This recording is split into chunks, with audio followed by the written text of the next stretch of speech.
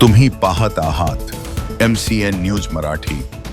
बाळापूर शहरातील पारस परिसरात आयोजित लग्न समारंभात शांततेचा भंग करत महिलांसोबत गैरवर्तन केल्याची घटना समोर आली असून या प्रकरणी बाळापूर पोलीस ठाण्यात NCR क्रमांक 102/2026 अंतर्गत अदखलपात्र गुन्हा दाखल करण्यात आला आहे। सदर घटनेमुळे परिसरात काही काळ तणावाचं वातावरण निर्माण झालं होतं।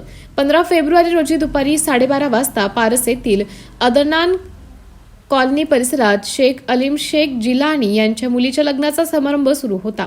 यावेळी आरोपी विकास तेलगोटे वय 35 वर्ष राहणार पारस बाळापूर याने मंडपामध्ये महिलांच्या बसण्याच्या जागेत जबरदस्तीने प्रवेश केला।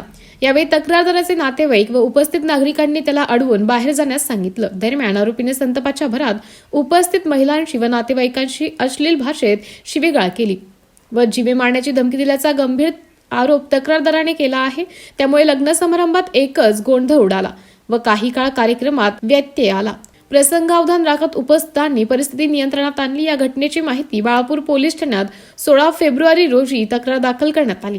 दाखल तक्रारीवरून आरोपी विरुद्ध कलम 352 व 351(2) भारतीय न्याय संहिता BNS 2023 अंतर्गत अदखलपात्र गुन्हा दाखल करण्यात आला असून पोलिसांनी घटनेची नोंद घेऊन पुढील कायदेशीर प्रक्रिया सुरू केली आहे।